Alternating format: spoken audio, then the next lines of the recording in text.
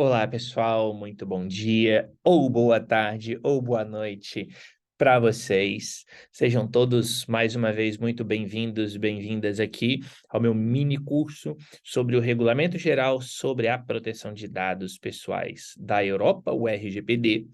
Essa é a aula número 13 aqui do nosso mini curso. E na aula de hoje eu vou falar aí sobre o consentimento. A gente vai começar agora a entrar nas bases legais que estão presentes no Regulamento Europeu e a primeira delas será o consentimento.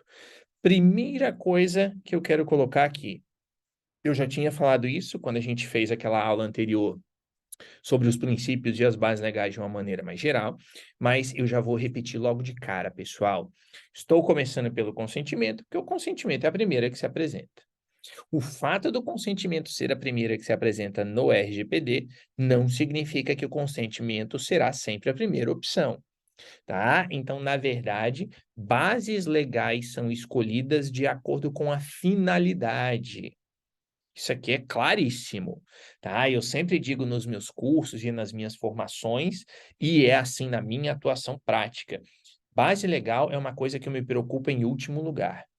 É uma das coisas que eu vou me preocupar lá no finzinho, tá? Por quê? Porque não adianta nada eu ter uma base legal, sair correndo para escolher base legal, se eu ultrapassar qualquer um dos princípios.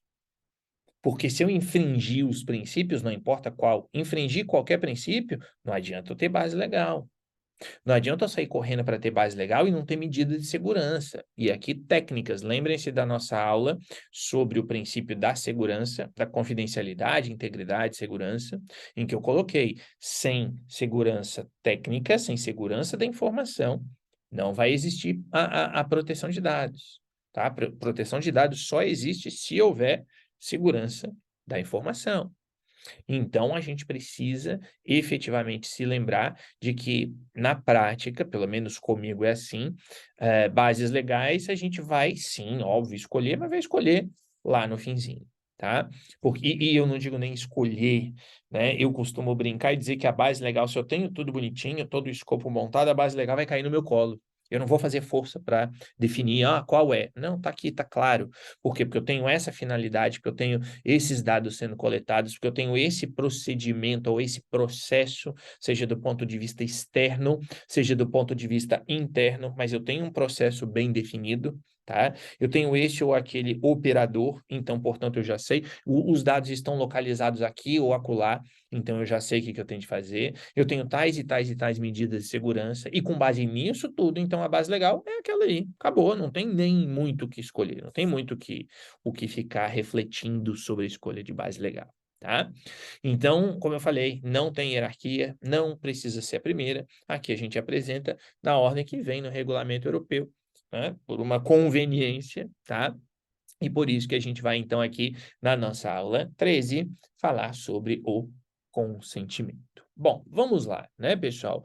A gente tem aqui, lá no artigo 4º, número 11 do RGPD, a definição de consentimento, tá? E aqui eu vou ler, e depois, na verdade, a gente vai meio que destrinchar. Claro que a gente tem muita coisa para falar sobre o consentimento, né? Inclusive, né, não poderia aqui deixar de mencionar que na plataforma DataOX eu tenho uma oficina de privacidade que eu chamei de aulão sobre bases legais, que ela é um pouco mais genérica, eu falo de todas elas, mas dou aquela visão mais geral sobre as bases legais, comparando as bases legais do RGPD com as bases legais da LGPD, e eu tenho outra oficina de privacidade, essa bem específica, sobre o consentimento. Então, é uma aula lá de mais de 3 horas de duração, em que eu falei sobre o consentimento também no Regulamento Europeu e na LGPD, e não falei tudo, dava para ter falado mais coisa ainda.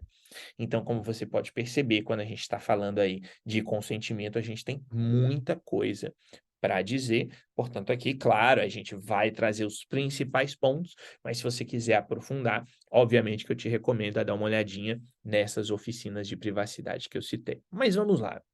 Artigo 4º, número 11, traz o seguinte: consentimento do titular dos dados é uma manifestação de vontade livre, específica, informada e inequívoca.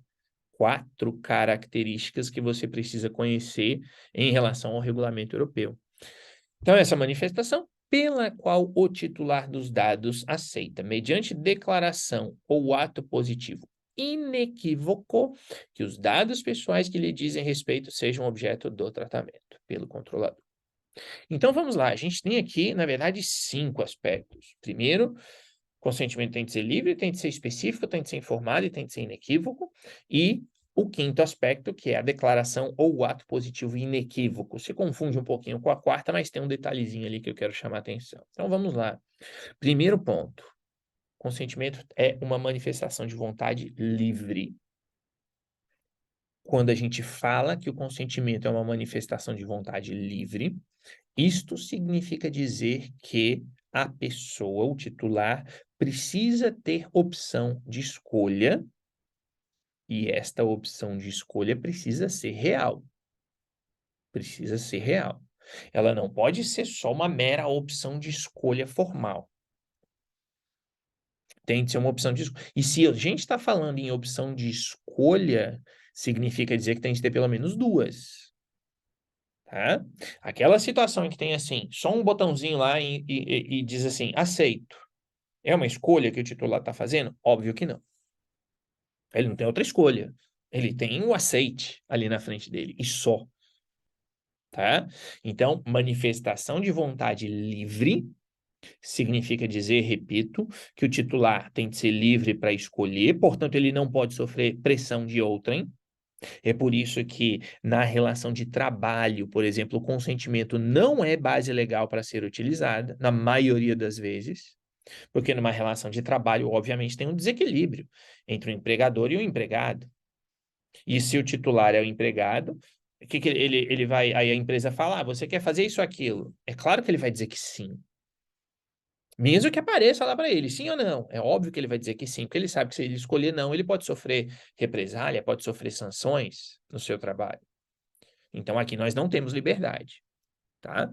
Então, quando a gente está falando em manifestação de vontade livre, a gente está falando de uma situação em que o titular efetivamente tem, no mínimo, 2 escolhas diferentes e ele pode escolher, e independentemente do resultado da sua escolha, ele não tem ali nenhum tipo de represália, nenhum tipo de pressão para que ele escolha assim ou escolha assado. Isso é uma manifestação de vontade livre. Depois a gente vai para a manifestação de vontade específica.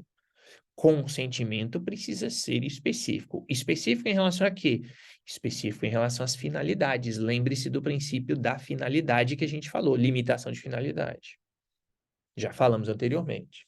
Significa dizer que o consentimento não é válido se a empresa colocar lá no mesmo pedido de consentimento, mesmo que seja livre, mas aqui são 4 características que se acumulam, não são isso ou aquilo, são isso e isso e isso e isso. Então, ele tem de ser específico para uma finalidade. Ah, mas eu sou empresa, eu tenho 10 finalidades e para as 10 finalidades eu descobri que a minha base legal é o consentimento. Então, você vai colocar 10 pedidos de consentimento, sim ou não. Aceita ou não aceita, tá? Então, tem de ser específico, você não pode fazer um pedido geralzão. Você não pode dizer titular, você aceita que eu colete seu dado para enviar e-mail, para fazer o login, para fazer isso, para fazer... Não, errado. Nesse caso, você não tem. Por quê? Você não tem consentimento específico. Por quê? Porque, de repente, o titular quer aceitar a opção A, mas ele não quer aceitar a opção B. E se ele não aceita a opção B, ele não quer aceitar a B, mas ele precisa da A e está tudo em um pedido só, ele vai acabar aceitando. Só que quando ele aceita as duas. Então, tem que ser específico. Para cada finalidade, para aquela atividade de tratamento, se a base legal for o consentimento tem de ser específico. Terceira característica, a manifestação de vontade tem de ser informada. E isso está diretamente relacionado com aquela ideia que a gente já falou da transparência. A gente já comentou sobre transparência anteriormente. O titular precisa ser informado sobre o que vai acontecer com seus dados. Se o titular não for informado, mesmo que tenha lá um pedido de consentimento com 2 opções, sim ou não, aceita ou não aceita, Seja específico. Mas se não tiver informação sobre o que vai ser feito com os dados, aquele pedido de consentimento é inválido, tá? E tem que ser inequívoco. O que é o inequívoco aqui? E aí eu já puxo para aquele ponto do ato positivo inequívoco. Pessoal, o titular precisa, sem sombra de dúvidas, dar o seu consentimento. Ou seja, o inequívoco aqui, gente, está diretamente relacionado com a seguinte ideia. A gente tem aquele ditado popular, quem cala consente, né? Não na área de proteção de dados. Na área de proteção de dados, esse ditado é totalmente inválido. Quem cala não necessariamente consente, pelo contrário. Se a pessoa se calou, ela não aceitou.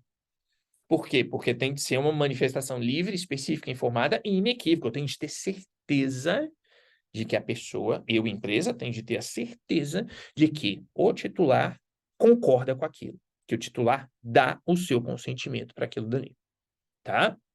Então, gente, como eu coloquei, né? O consentimento só vai ser livre se o titular, se a pessoa, né, exercer uma verdadeira escolha, se não existir nenhum risco de fraude, intimidação, coação ou consequências negativas importantes, se o consentimento for recusado. Não se caracterizam, agora olhando para esse lado do inequívoco, não se caracterizam como consentimento silêncio, por exemplo. Ah, você concorda? Se você concordar, fique em silêncio. Errado. Tem que ser, se você concordar, se manifeste. Aí, beleza. Porque se a pessoa ficar em silêncio, quer dizer que ela não aceitou. Ou, por exemplo, aquele tipo de frase que vocês com certeza já viram em vários sites, tipo assim, se você continuar a navegar no nosso site é porque você concorda. Essa frase não é consentimento inequívoco. Não é válido. Não é válido por quê? Porque o fato da pessoa continuar na página significa dizer que ela concorda? Tá? Eu posso levantar dúvidas nisso. Eu dou um exemplo super simples, né? Eu estou aqui falando agora, estou aqui gravando a aula, falando com vocês. De repente, alguém me chama e eu esbarro aqui no mouse. E aí a página rolou. Eu falo, ô, fulano, pá. Então, né, eu sei que é um exemplo bastante simples, mas esse é o ponto que eu quero trazer, tá? Tem que ser uma manifestação inequívoca. Opções pré-validadas são inválidas. O que é o pré-validado? É aquela caixinha, né, que você vai lá para marcar, e a caixinha já está pré-marcada, aparece para você já pré-marcado. Aquilo é falso, aquilo é inválido, é um consentimento inválido, tá?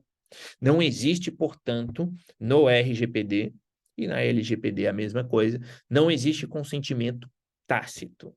Aquela coisa de, ficou quieto, concordou. Não, não existe.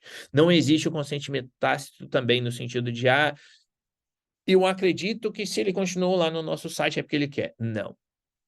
Tem de ser, como eu disse, livre, 4 características. Livre, específico, informado e inequívoco, tá? Senão, não. E além disso, como estamos falando do consentimento, o titular, obviamente, tem o direito de revogar o consentimento a qualquer momento. Tá? Ele pode revogar esse consentimento a qualquer momento, e se ele revogar, os seus dados não podem mais, obviamente, ser tratados. Né? Eles têm de parar o tratamento desses dados, tá? E aí, pessoal, eu quero aqui finalizar, como eu falei, isso aqui é a ponta do iceberg sobre consentimento, né? A gente poderia ficar literalmente horas aqui falando sobre o consentimento, né? Mas como estamos aqui no nosso mini curso sobre o regulamento, mini curso básico, introdutório, então esses são os pontos centrais. Mas já para finalizar, eu quero trazer aqui mais 2 pontos apenas. Primeiro, considerando o 42 do RGPD, reforçando aquilo que a gente já disse anteriormente, o considerando 42 do RGPD diz o seguinte: não se deverá considerar que o consentimento foi dado de livre vontade se o titular não dispuser de uma escolha verdadeira ou livre, ou não puder recusar, nem retirar o consentimento sem ser prejudicado. Então, aqui você precisa ter muita atenção.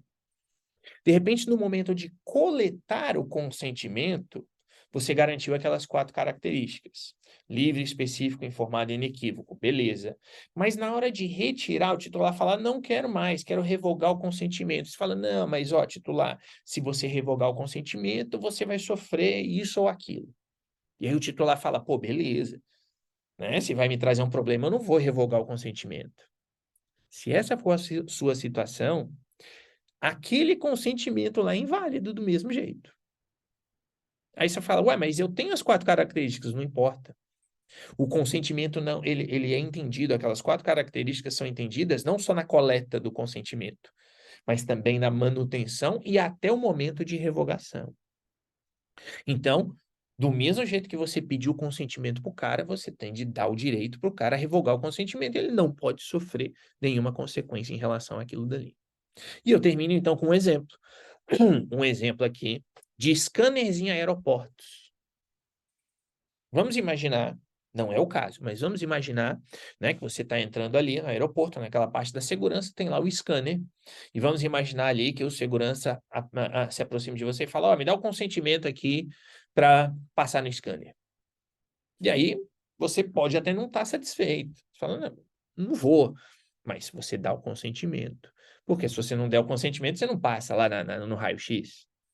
Obviamente, né, pessoal, também exemplo super simples, obviamente que, nesse caso, se a base legal fosse consentimento, consentimento claramente não seria livre. E aí você vai falar, putz, mas então a empresa não pode fazer a segurança? Claro que ela vai fazer. É óbvio que ela vai fazer esse tipo de tratamento, mas a base legal vai ser outra, por isso que eu falei no início. A base legal cai no seu colo. Porque, obviamente, que aqui no scanner de aeroporto eu não posso ter consentimento como base legal. Então, aqui eu tenho o quê? Eventualmente, um cumprimento de obrigação legal, né? Obrigação jurídica, né? Como é falado no regulamento europeu, tá? Então, por quê? Porque tem uma lei que diz, tem de ter. Ou, de repente, a gente ainda vai falar sobre obrigação jurídica, assim como iremos falar sobre outra base legal, que é o interesse público. Eu posso justificar, não, eu tenho um scanner pelo interesse público, tá? Então, eu vou ter outra base legal, mas, obviamente, que nesse caso, o consentimento é claro que não, né? Então, finalizando, pessoal, lógico, o consentimento ele está presente em muitas coisas do nosso dia a dia, mas consentimento não é a principal base legal. Na prática da proteção de dados, o consentimento não é a base legal mais utilizada. A base legal mais utilizada é o legítimo interesse, que a gente vai falar em aulas futuras, tá? Então, o consentimento está aí como uma base legal, mas não é a mais importante, não é a mais utilizada, e você tem que tomar muito cuidado, porque o consentimento pode, se mal feito, se mal pedido, pode gerar aí um problema para a empresa. Pessoal, é isso, né? A gente vai ficando por aqui. Se houver aí alguma dúvida mais específica sobre o consentimento, deixe lá no fórum, aqui na nossa plataforma DataX. Lembrando, né? Deixando aqui para você mais uma vez a recomendação de você dar uma olhada aí na nossa oficina de privacidade sobre o aulão, né? Aulão de bases legais, sobre bases legais, ou a oficina de privacidade sobre o consentimento de maneira mais específica. Pessoal, muito obrigado mais uma vez pela presença, um abraço e a gente se vê na nossa próxima aula. Até lá!